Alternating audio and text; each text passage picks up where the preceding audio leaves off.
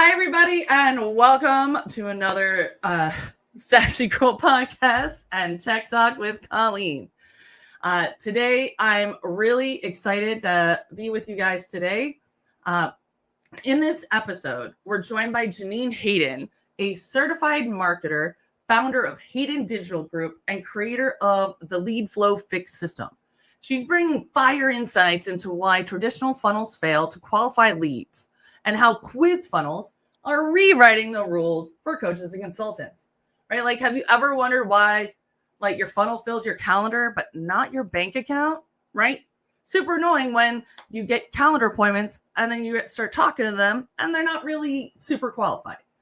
So in today's session, you're going to learn why pre-qualifying leads before the call is the secret to higher conversions, how to use quizzes and AI to segment your audience by readiness and budget, the exact questions to ask to avoid no-shows and tire kickers, and Janine's Core 4 framework and just how it's helped coaches double their teams. So welcome, Janine. How are you doing today? Hey, Colleen. Thank you. Hey, nerdlings. It's so great to be here. I'm great. Thank you. Absolutely. So here we don't just talk systems. We build empires with style, sass, and strategy. And today's episode is a must watch if you're tired of wasting fucking. It's been a day, man. It's been a day. It's been a week. And after backpacking 19 miles, I'm still recalibrating to normal. So let's dig into this, right? So Janine, how did you build your first qualification funnel, and what really drew you to quizzes being the solution? Like, what was the problem you were finding with your first funnels? Thank you, Colleen, for that. I'm glad to share. It was back when I was I had a client, of course, we all do, and we're just like funnel building for them. We're doing all the tech work. We're doing all the behind the scenes things, making them shine and all the things happen. And I had been working with her for a couple of years. So when she come with me with a new request, she's one of those type of people that actually know what she wants. Like, she's a TEDx speaker. She's a best-selling author. She's got all of her ducks in a row. And so when Chris says, hey, I want to do this, and, can you build me this? I don't ask. I'm just like, sure, we can do that. So we're just plugging away and we're having a conversation about about what she wanted. And it just hit me out of the blue. It's like, oh, duh, I never even asked. I didn't even ask. I'm just like, yes, ma'am, let's do this.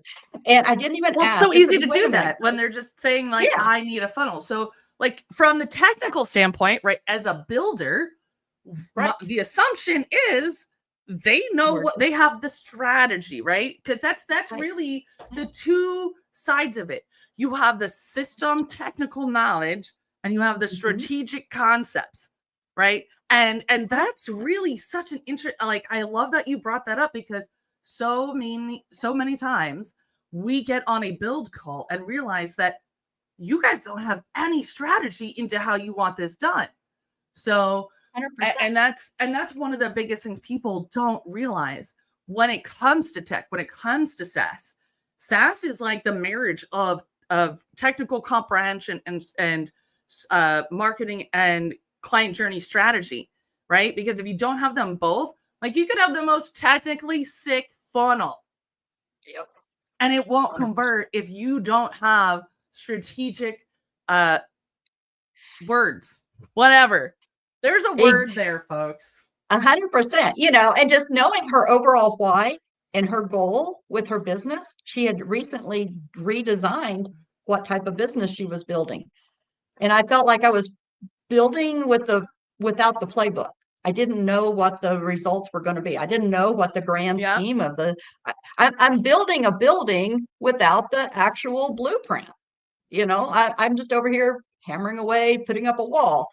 Well, and that's the difference between hiring a doer or a builder versus a strategic consultant, right? And that 100%. Comes up all the time. People are like, well, why do you guys cost more versus like I can find someone on Fiverr? I'm like, because a Fiverr person's going to build you something and we're going to make sure you're actually getting the results you're looking for, because they're thinking they want a faster horse. They don't realize they actually want a car.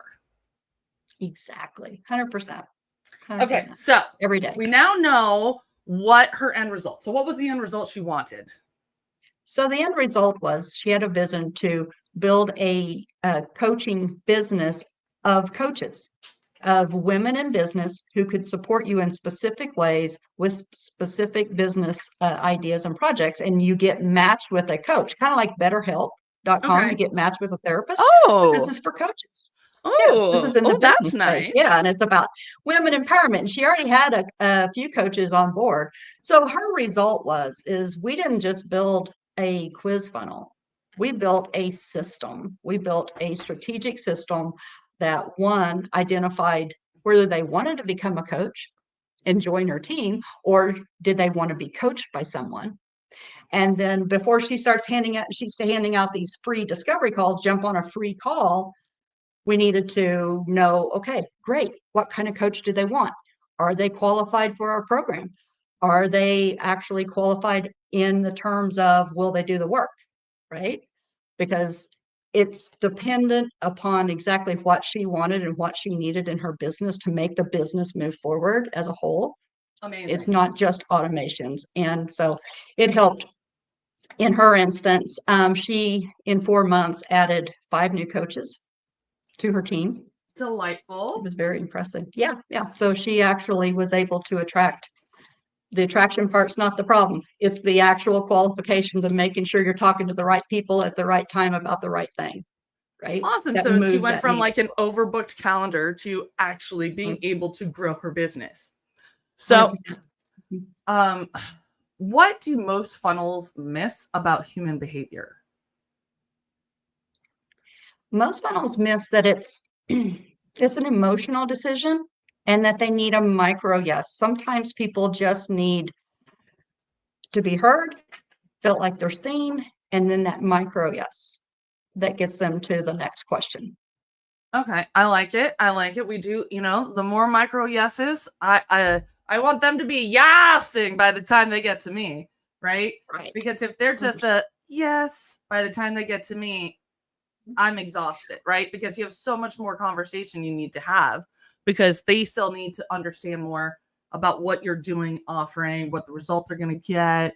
And like, you can't tell them that what result they're going to get if you don't qualify them, right? Right. So the quiz funnel advantage, right? So I know one of the things you were telling me about it is that it makes it a little more conversational, like along with the like super nerdy love that we're qualifying and segmenting, right? Like that's what we want. Right. Now, but the customer journey side, it feels more conversational. So can you tell me about how like you're matching up like this qualifying and segmenting while keeping it in a conversational experience so that it really feels organic and not like, let me go fill out a survey of like, tell you all about me. 100%. Yeah. And we're not just talking quizzes like a questionnaire or a form. Sometimes we're talking actual chatbot conversations. And we're leading people from getting to know them and they know more about you. And we're making sure that they understand what's involved. And sometimes that's an emotional bell curve. So sometimes we're moving people, it can be an emotional bell curve to the point that they say, yes, I'm, you kind of give them that lift off. So well, tell me more about that. Like an AI bot as a quiz. Yeah, 100%. So this is something that I've really been playing with in the last few months, how to pull that AI into the conversation and use it as a conversational, friendly human tone. Now they're so good that you're just simply asking them, instead of jumping in and saying, what's your name? What's your email? What's your address? Where you can actually start with, hey, how's your day going? And you can lead them in a conversational tone and say, oh, great. What part of the country are you in? That's so cool there. And then you can say, well, what brings you in today? Or are you looking to get more? Or what do you think about? Or do you have? You can ask questions in a way, because that's how we find out answers, right? We want to feel like we're engaged in that conversation. And even AI at this point Ooh, right? can take you Like to that that's next level. y'all combine that with the AI employee going on with high level, and like if you're 100%. super cool, you're hanging out on Nerdly's platform using the AI employee. What? So if you guys aren't using that, it has been massive. I had 2 sales calls booked because people found me on Google and called me. Nice. I will not answer the phone, sir. No, I will not. No. Like, so it was really cool to like magically see calls on my calendar, and even in the chat log, it said, "Wow, this feels like I'm talking to a person." Like, 100%. Yeah. And you can even like, have them back that up. When they call you and they go and they want to know, well, what's it going to cost? Well, let's back that truck up a little bit. Let's find out a little bit more about you and what you need. What are your needs? I love that. So, you have your core 4 framework. Can you tell me a little bit about that? Like, what's its claim to fame, if you will? Okay. So the core 4 came from everything kind of stemmed from that first conversation, where first we've got to have clarity. We've got to have clarity and collect information. That's one of our things. Then we've got to be able to optimize that information. So you may have this wonderful email list, but if they're not tagged to where you can specifically send them emails that talk directly to them about what you need them to do next, you just have an email list. You have a bunch of random people. There might as well be a bunch of random people on the internet. They just happen to have known your name or heard your name at some point in their life. So that's where a lot of freebie seekers get. They get your freebie, they get the lead magnet. That's awesome. They're on your list. Now, what do you do with them? So optimizing your list is really key. That is one of the main core ingredients. Like, if we had optimized our list, we may have realized that we had some badass people on our email list. Like, y'all, so just as a side quest, I actually met Janine. Me and Kate both met her at the Prospecting on Demand Summit in Salt Lake City. And it was bananas because that was the trip that Kate and I drove through snowstorms both ways to go hiking, right? So we met Janine out there and we absolutely just hit it off. She's a delight. I don't know what triggered that story, but like, what did you just say? Man, ADHD. We were just talking about optimizing, right. and knowing who's on our email list. Yeah, and so like when we were talking, we were sitting there. One girl was like, "Holy crap! Did you just say you're Nerdly?" Like, I've been following you guys, and this other girl show like, "Yeah, no, I'm on your list for a hot minute." And I'm like, I had no idea I had people of this caliber. Right? Like, I'm thinking I'm talking to solopreneurs all the time. Like, and my background's in network marketing, right? So I got a ton of network marketers in my audience. So then I realized I have these badass agency owners in my audience on my list reading my stuff. So like you really need to, so the point of that was knowing who's on your list is important, and knowing when they opt into things that you're segmenting and that you're intentionally sending stuff out to them, right? Mm-hmm. Because if I put the same, because I can tell you, because we learn really well from experience. So you don't want to put a high ticket offer in front of someone who is barely qualified for your low ticket, right? You will turn them off. They're going to feel uncomfortable. They're going to have feelings of incompetence, of like, this person doesn't know me. They don't see me, the invalidation, right? Whether or not that's the intention, right? Like, let's be real, guys. Let's be real. All right. I'll be the first to tell you, especially as a neurospicy entrepreneur, I take everything personally, right? So I'm going to see that and I'm going to tell a story in my head. oh my God, I am so not where I need to be. Like, I opted in for this freebie, and then now they're telling me that I need to spend like $10,000 a month, and like, wow, I am so not where no. Like, and that is what some people will see, because we're all stressed, we're all busy. That's just the current state. So and the flip side of that, Colleen, I didn't mean to interrupt. The flip side of that is you have some people, like you said, that are highly skilled and highly qualified, and they don't need. If you start blasting out an email list, I mean, blasting out an email newsletter, and you're only talking to all these people about all these beginning through the front door, those type of things, and you need someone who needs support back here, they're going to think, oh yeah, she's not talking to me. So I'm going to start ignoring her emails because I know she's not talking to me, right? Yeah. And it's crucial. It's crucial, right? So that we'll have a whole different conversation about list segmentation, right? Because like we already talked about that when we talked about our email and how we need to email properly. We're not spamming people, right? Right. Okay. So and then that leads to the R. So raising awareness. They need to be raising awareness about who you are and what you do. There's so much out there that we know we need to keep bringing people closer and raising awareness about what's going on currently. You know, if you have avid hikers, do they know that you just went on this fabulous hike? Do they want to follow along on social? You know, yes. Who's sitting there watching all the lives? I want to watch the lives. I want to see what you're doing and what you're tripping over. Oh man, what your views are, you know? Oh, it was rough. It was rough. 100%. Take them along for the ride, you know? So raising that awareness about what's currently going on in your business, where you're going, what's happening in your world, and keeping them engaged.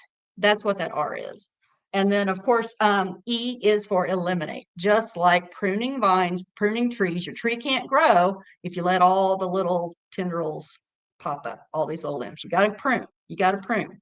You got to prune. You want people on that list that are engaged and are elevated. They're got that awareness. They're optimized. So whenever you're sending out an email, and even if you have two different nurture lists, you have a nurture for your advanced people and you have a nurture for your beginner people and stuff, they feel seen, heard, and you're speaking their language. You're talking to them just like you're sitting right next to them, having a intimate conversation with them and stuff. And then that only happens when you do good clarity and collection.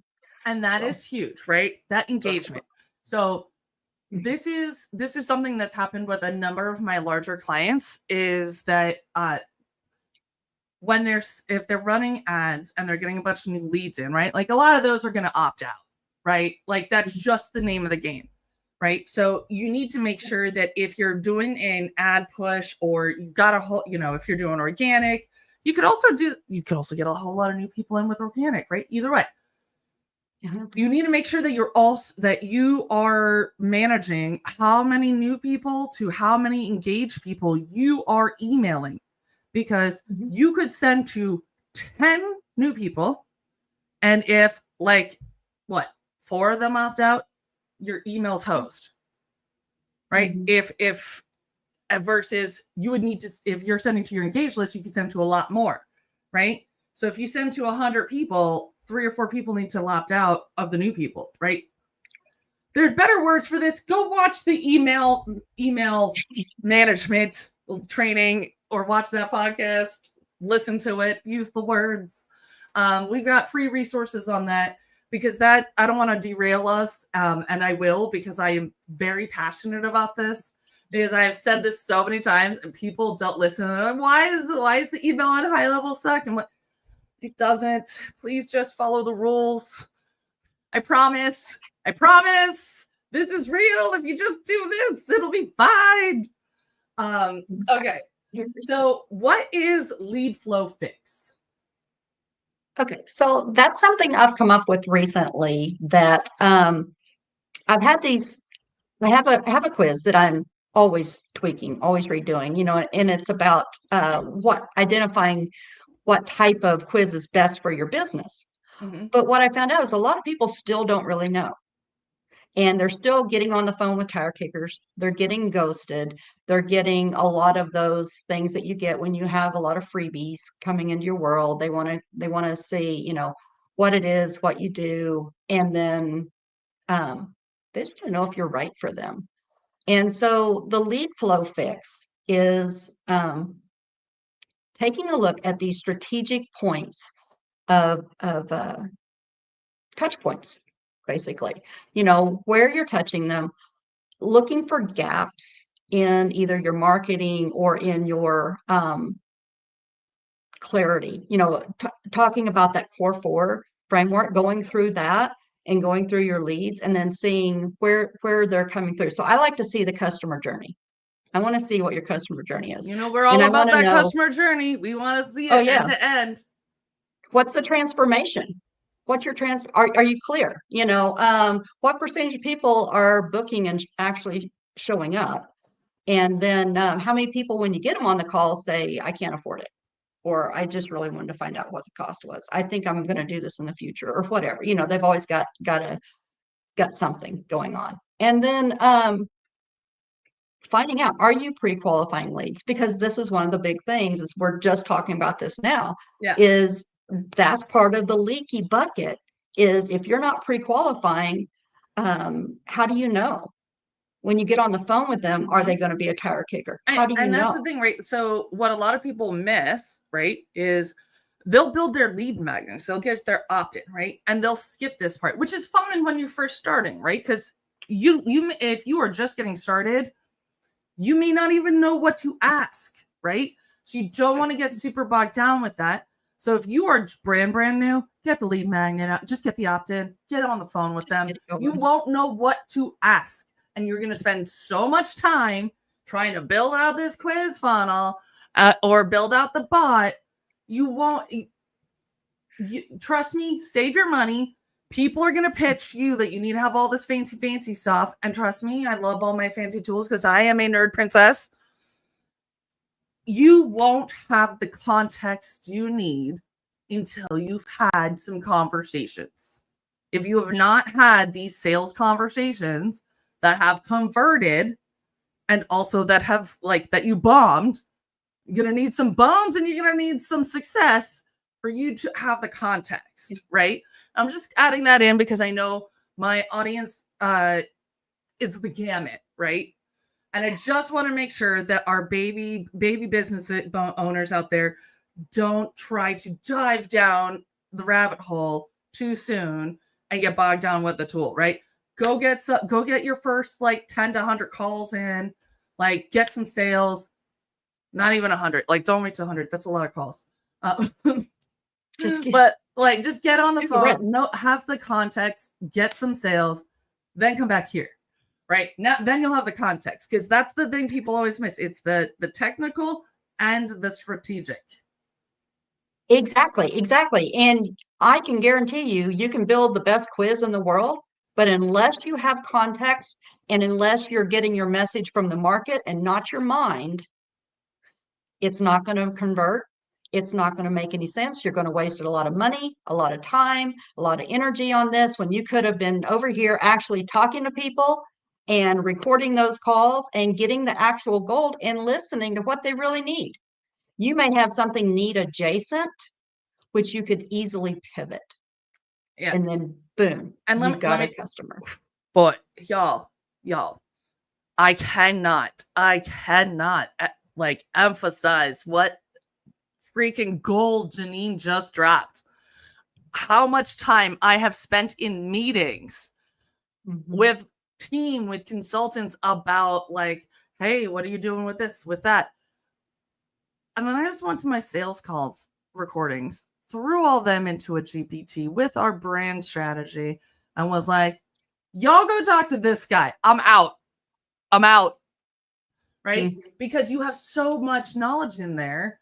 And if you're not reviewing your sales calls, that's, again, a different conversation.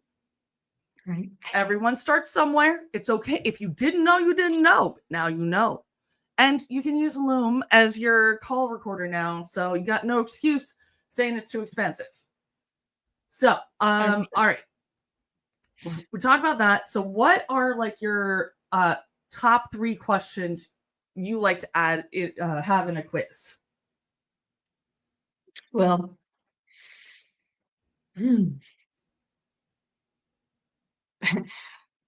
I like to make sure that I have at least one question that's completely aligned with the outcome that we're trying to achieve. So we want to have, I mean, you can have a super simple quiz, and quizzes don't need to be more than 5, 7 questions. Honestly, I don't have the bandwidth for more. Let me clarify. Like, what are your 3 favorite quiz questions to reveal buying readiness? Oh, okay. I just flat up ask them, do you have, like, if I'm trying to qualify for a high ticket client, I'll ask them, do you currently have a proven $2,000 offer or more? Oh, but So Janine, like that feels so direct, and like, should I be asking such a direct and upfront question? 100%. I mean, you might not ask it right up front. I do, because I want them to know that, hey, this is a serious deal. Right? I love it. And it isn't just to qualify them for my program, but I need to qualify them on the amount of, are they shiny object syndrome people? Yep. Or are they serious business people? And that's I mean, the thing, that as your offer grows, as you're in a higher ticket, and even in a Mhm. lower ticket, y'all, especially because qualify, make sure that they're actually got what you need. So how can a 100%. coach tell if their funnel is leaking leads? How can they tell if they're leaking leads? Well, mostly they're leaking if they have a lot of people want to book calls. They want to book that free discovery call, and you don't have any way of qualifying them. So then you're getting on that call, or they're last minute ghosting you, or they actually show up to the call and say, I'm so sorry. I've decided to completely change my entire lifestyle and direction in life. And so I'm no longer going to need your stuff, but I'm happy to sit here and talk your leg off for 30, 45 minutes, for no reason at all. What have you got? Nothing. You got nothing. And you're not getting sales, then you're leaking leads. And it's not always a sales conversation. It's talking to the right people. You've got to line up your people. You've got to pre-qualify your people to get on that phone or Zoom, however you do your presentation. So that's just a small part of it. Plus, they need to know who you are. You got to pre-warm them up, right? Yeah. Yeah. So if you don't have pre-warmed people you're talking to, I mean, if they're just cold and they don't have any clue even who you are and what the heck you're about or what you can offer to do for them and stuff, I think you missed a few steps. So what would you say are like your tech stack basics? I use GHL. I'm a huge, been in it since 2020. Scoring logic. Yeah. I like to score quizzes based on the outcomes. And you know what? Here's the insider secret. The outcome can be the same, especially if you're a beginner. Ooh. It just allows you to pre-tag them about how close they are to what you can build on the backside. So even if you're a beginner, you can give them that free, all of your outcomes can go to a free assessment. Oh, that one's going on a sticky note right now. I love that. They don't have to be separate. You can have 3 outcomes, but don't have 5 or 7 unless you're actually working on a course or a book that you're going to actually feed them into a specific chapter or a start here on the back side of your paywall. So quizzes aren't just for the front side, they're also for the back side. So if someone's looking to hire a quiz funnel builder, right? What do they need to look for? Well, they need to look for someone who's not going to just get on ChatGPT and throw in the business and here's all the questions. It takes a lot more than that. It takes a lot more strategy. There needs to be more thought. They need to be someone who is invested in your business almost as much as you are. They invested in seeing you grow and learn and get the results you need to make money, to move forward, to grow that business. Say that again for the folks in the back. If you hire someone they have for to be a one-time thing, out of nowhere, they're not invested in your success. And that is something that we always say time and time again.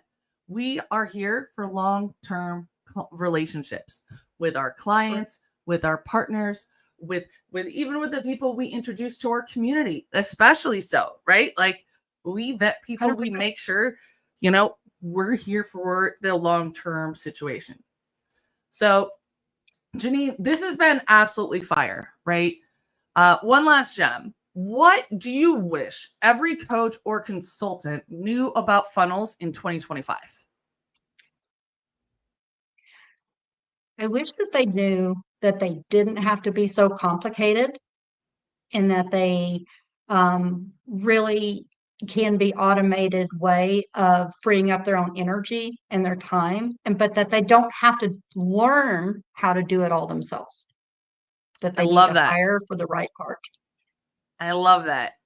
All right, friends, if you want to stop chasing leads and start closing them, drop fix below and grab Janine's free audit at leadflowfix.com/quiz.